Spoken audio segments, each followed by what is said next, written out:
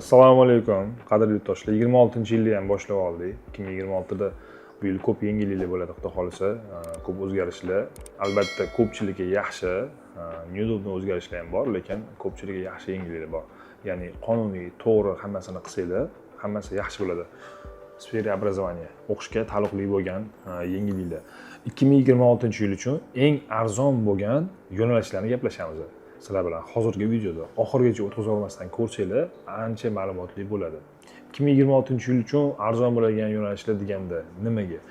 Ko'pchilik kommentariyada yoki bizga обращаться qilib, telefon qilishganda, yozishganda, har xil messenjerlardan yozishganda aytishadiki, menga arzonroq o'qish bo'lsin deyshadi. Maqsadini tushunib gaplashgan paytimizda prosta qattiqroq o'qigisi keladi odam. Prosta o'ziga ta'lim olgisi keladi. Lekin oilaviy sharoiti, ya'ni bola chaqasi bo'lgani uchun, oilasini boqish kerak bo'lgani uchun yoki yana boshqa sabablarga ko'ra o'qishga ko'proq pul ajrata olmaydi. Shu sababdan arzonroq bo'lsa ham, lekin o'qib qoling deydi. Bu uchun sizlarga hozir maslahat beramiz. 4-5 ta yaxshi sohalar. Birinchidan, u diplomlar bilan ertaga ishlasa bo'ladi, foydasi bo'ladi. Plus еще kontraktlar unaqa qimmat bo'lmagan. Katta shaharlarda ham bor.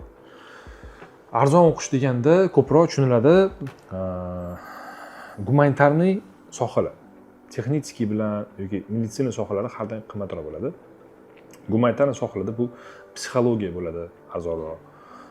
Ekonomika, menejment sohalari arzonroq bo'lishi mumkin.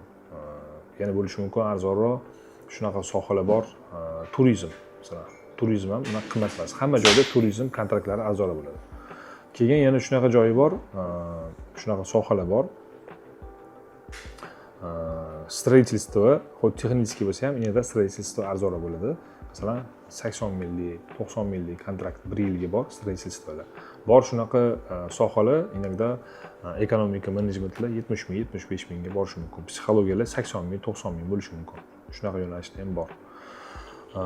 Endi eng bulardan ichidan optimalnisi, shu aytganimdek 5 ta sanaylik: ekonomika, menejment, turizm, строительство и psixologiya.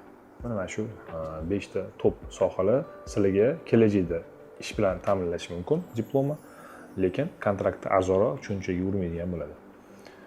Zaochniy yoki вечерний onlayn o'qishlar bo'ladi. Питер, Moskva va Rossiyaning boshqa viloyatlariga bor. Kirmoqchi bo'lsanglar, hozir topshiringlar va kech qolib ertaga uspet qilmadim, bu yil bo'lmadi, nimaga unaqa bo'ldi deb qiynalib, o'zinglarni ezib yurmanglar. Oldinroq topshirgan har doim yutadi. Topshiringlar, pastdagi raqamlarga yozinglar, обращаться qilinglar, уже qabul boshlandi.